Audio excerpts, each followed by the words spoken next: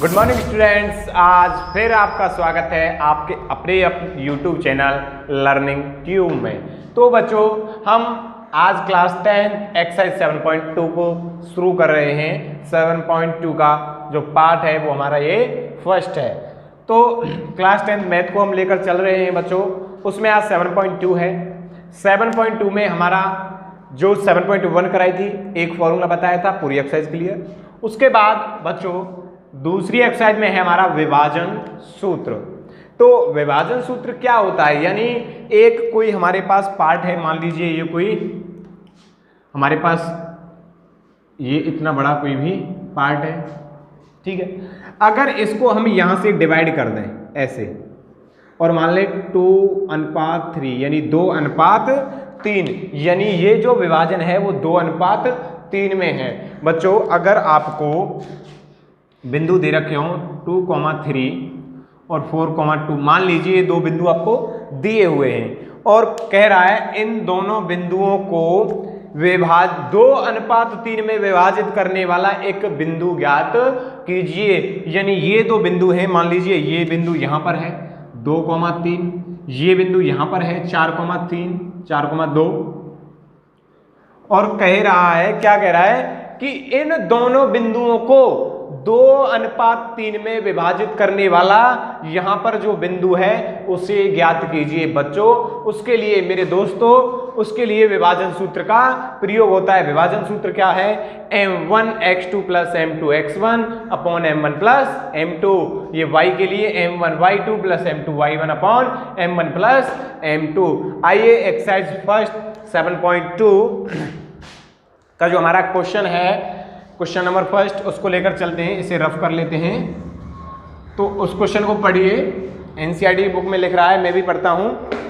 उसने कहा है उस बिंदु के निर्देशांक ज्ञात कीजिए, उस बिंदु के निर्देशांक ज्ञात कीजिए जो बिंदु -1, -1,7 और बच्चों दूसरा बिंदु हमको दे रखा है 4,3, यानी हमें दो बिंदु दे रखे हैं 4,-3 है, ये -3 दो बिंदु दे रखे हैं, माइनस के 1,7 और 4,-3 को मिलाने वाली रेखाखंड को 2:3 में विभाजित करता है, 2:3 में विभाजित करता है। तो बच्चों अब क्वेश्चन को दोबारा से समझेंगे। एनसीईआरटी बुक में पहला क्वेश्चन है 7.2 का।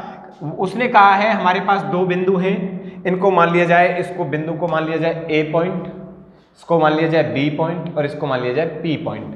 अब उसने कहा है हमारे पास दो बिंदु हैं, एक ए है एक बी है, इन दोनों बिंदुओं को एक बिंदु बीच में विभाजित कर रहा है जो इन दोनों इस पूरी रेखा को 2:3 में विभाजित करता है। उसके हमको इस पॉइंट के जो है निर्देशांक निकालने हैं। तो किससे निकलेंगे बच्चों? विभाजन सूत्र मेरे दोस्तों, किससे निकलेंगे?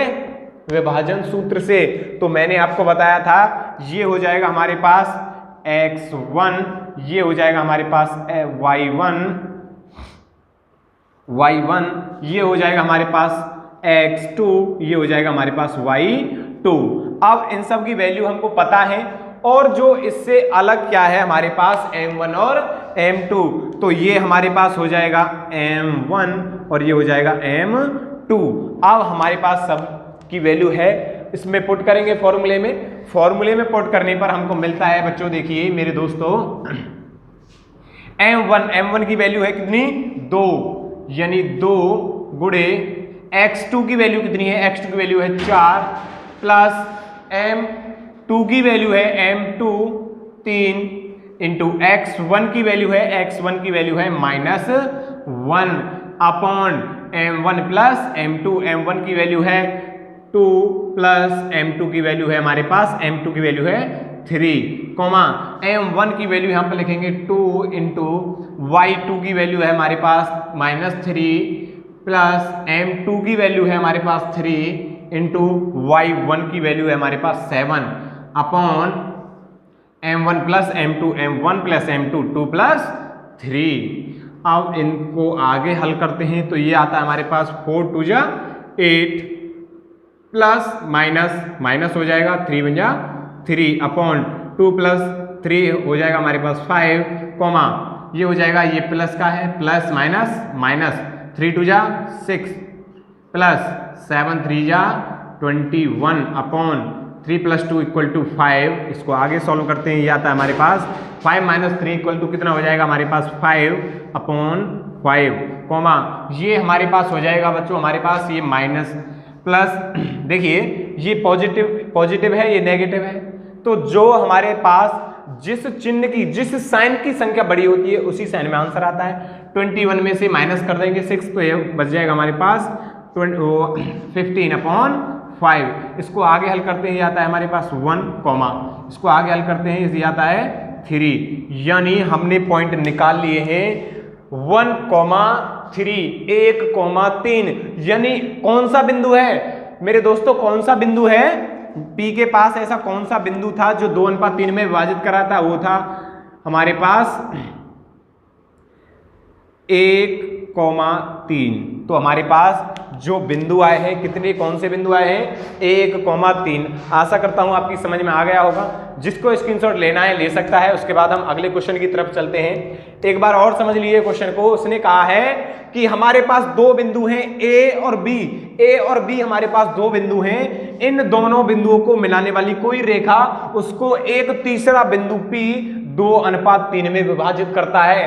तो ये हमारे पास अनुपात यानी M1 और M2 हो गया। ये X1, ये X2, ये Y1, ये Y2।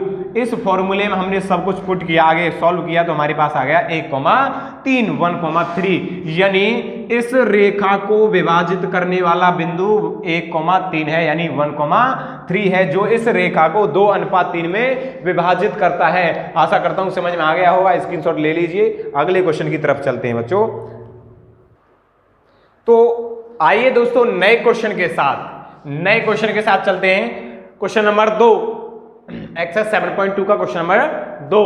बिंदुओं 4,-1 और -2,-3 को जोड़ने वाले रेखाखंड को समत्रिभाजित करने वाले बिंदुओं के निर्देशांक ज्ञात कीजिए। समत्रिभाजित, समान 3 भागों में, समत्रिभाजित, त्रिभाजित मतलब समान 3 भागों में। अब देखिए हमने ए पॉइंट इधर माना है, बी पॉइंट इधर माना है, उसके बाद 2 पॉइंट बीच में पी और आर माने हैं, 1 2 3। इन दोनों में जो है 3 बिंदु हमने लिए हैं, 2 बिंदु लिए हैं जिनके 3 बीच की दूरी बनी है। तीनों बीच की दूरी इक्वल है, यानी समान है। समान 3 भागों में बांटने की कहा था, हमने समान 3 भागों में बांट लिया है। मान लीजिए ए से पी के बीच की दूरी k है, तो P से R के बीच की दूरी भी k ही होगी और R से B के बीच की दूरी भी k होगी, यानी k मान लिया तो ये भी k और ये भी k। तो सबसे पहले हम P के निर्देशांक पर ध्यान देते हैं। P के निर्देशांक कैसे निकालेंगे?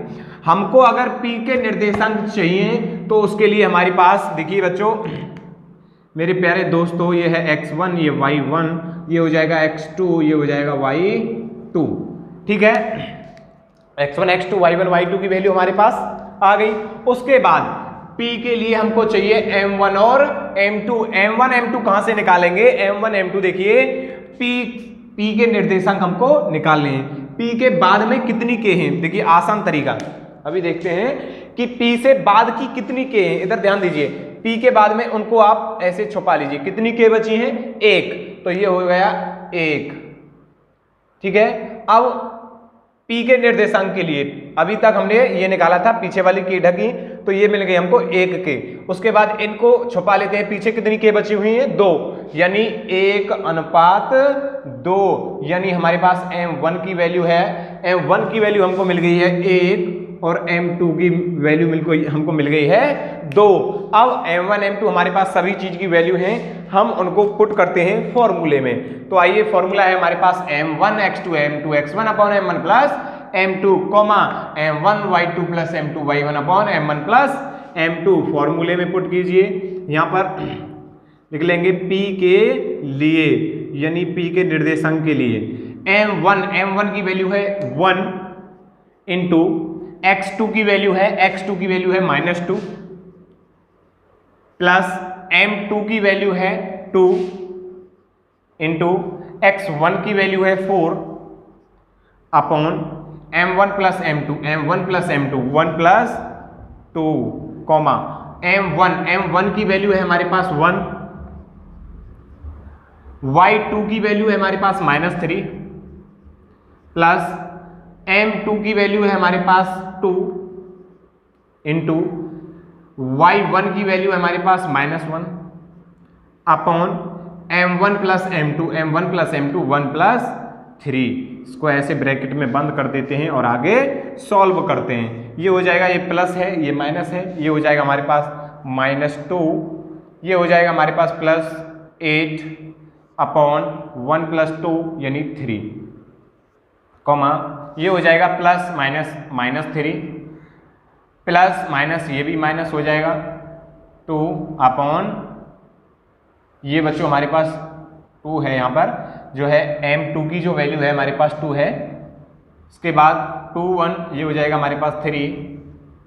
इसको आगे सॉल्व करते हैं, 8 - 2 ये हमारे पास हो जाएगा कितना बच्चों 6 अपॉन 3, कॉमा ये कितना हो जाएगा -5/3। तो आगे सॉल्व करते हैं, ये हो जाएगा 3 2 6 2, -5/3 यानी हमारे पास P के निर्देशांक आ गए हैं। P के निर्देशांक कितने हैं?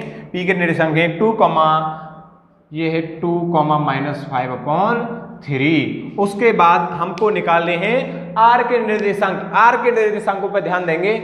R के लिए हमारे पास x1 की वैल्यू है, y1 की वैल्यू है, x2 की वैल्यू है, y2 की वैल्यू है। हमको चाहिए m1 और m2। अब इन m1 m2 से कोई हमको लेना देना नहीं है। अब देखिए R के लिए R से पीछे वाली k को छुपा लेते हैं। आगे कितनी k बची हैं 2, यहां पर लिख देते हैं 2 अनुपात। उसके बाद R से आगे वाली k को छुपा लीजिए, पीछे कितनी k बची हुई है 1, तो 2 अनुपात 1 यानी m1 की वैल्यू 2 है, m2 की वैल्यू 1 है। आइए हमारे पास देखिए x1 की वैल्यू है, y1 है, x2 है, y2 है, m1 है, m2 है। इन सबको फॉर्मूले में पुट करते हैं। फॉर्मूले में पुट करते हैं तो इधर ऐसे ये हो जाएगा। हम लिखेंगे R के लिए यानी R के निर्देशांक के लिए। तो देखिए बच्चों मेरे प्यारे दोस्तों, m1 की वैल्यू यहां से लेनी है अब, क्योंकि हम R पर काम कर रहे हैं यानी R के निर्देशांक निकाल रहे हैं। तो m1 की वैल्यू हमारे पास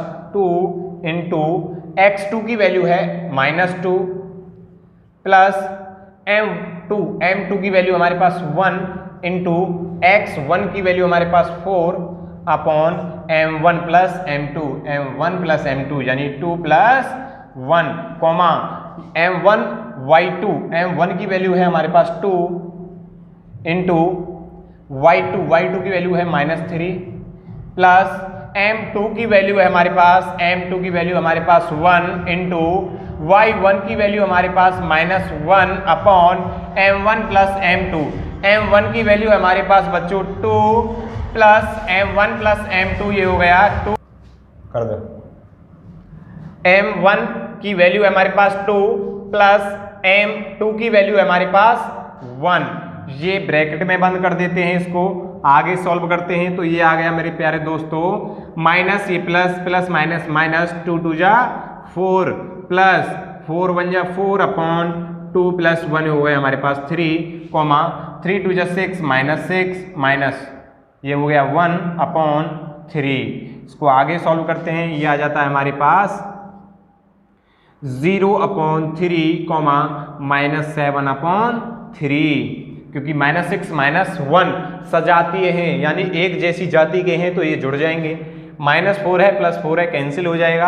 अब उसके बाद ये आ गया हमारे पास। अब देखिए किसी भी संख्या से 0 में डिवाइड करते हैं तो वो हमारे पास 0 ही आता है। तो ये आ गए 0, -7/3। तो हमारे पास R के निर्देशांक आ गए हैं 0, -7/3। बच्चों आशा करता हूँ आपकी समझ में आ गया होगा। अगर नहीं आया तो वीडियो को दोबारा से देख लें, जरूर आ जाएगा। अगर आपको वीडियो अच्छी लगी तो उसे लाइक करें, कमेंट करें और मेरे चैनल को सब्सक्राइब करें। इसी के साथ अगली वीडियो की तरफ हम आगे क्वेश्चन करेंगे। इसी के साथ मैं आपसे विदा लेता हूँ। धन्यवाद।